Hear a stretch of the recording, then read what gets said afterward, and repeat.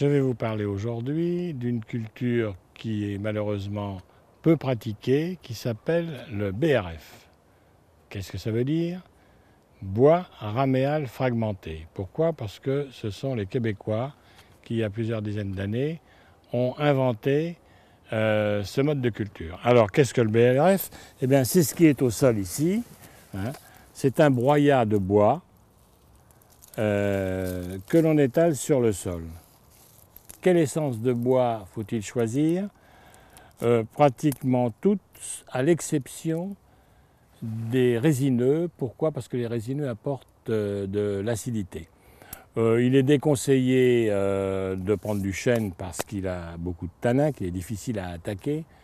Et il est déconseillé également de mettre du noyer parce que le noyer est un arbre associable, c'est-à-dire qu'il sécrète un poison pour empoisonner ses petits camarades, les autres plantes. Donc vous remarquerez que sous un noyer, il ne pousse pas grand-chose. Voilà, donc à peu près toutes les essences.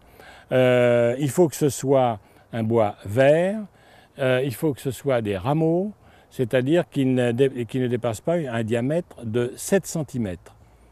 Sinon, la lignine, qui est la composante du bois, est trop dure et ne sera pas attaquée assez facilement par tous les micro-organismes qui vont faire le travail du BRF. On va voir ça un peu plus tard.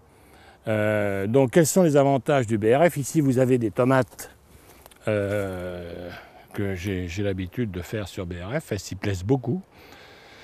L'an passé, en 2007, j'ai eu de magnifiques tomates jusqu'à fin octobre. Bon, bien sûr, j'ai utilisé de la bouillie bordelaise, mais j'ai eu une magnifique tomate.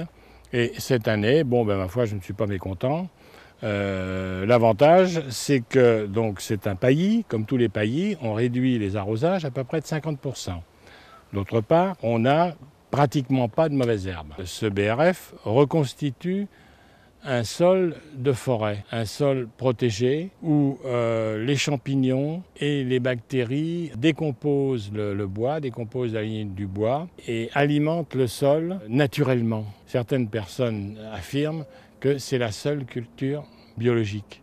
En effet, des gens qui utilisent par exemple du fumier de cheval, ce que nous faisons aussi, eh bien dans le fumier de cheval, il y a du vermifuge. Les chevaux sont traités au vermifuge, donc il y a du vermifuge. Ici, il n'y a absolument rien. C'est le travail naturel de la nature qui s'opère. Un des avantages du BRF, c'est qu'il élimine un certain nombre de maladies. Pour les tomates, je citerai un exemple, la fusariose, qu'on appelle aussi la mort subite. En 24 heures, le pied de tomate meurt. Ceci est provoqué par un champignon. Or, dans le BRF, il y a tout naturellement un autre champignon qui neutralise celui qui provoque la fusariose. Bien, alors, autre avantage non négligeable, regardez ici, là, il a plu toute la nuit, et je me déplace dans ma parcelle de tomates sans aucun problème.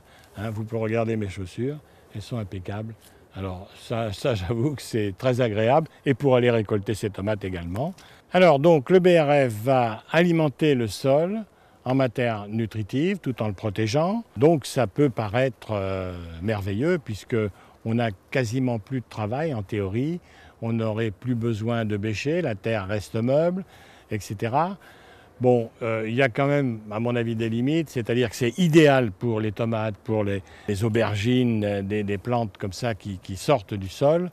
Mais bon, les haricots, plus forte raison les radis, c'est plus délicat. Donc à vous de voir. Moi, je n'ai pas essayé en tout cas, à part les tomates, où j'ai beaucoup de satisfaction.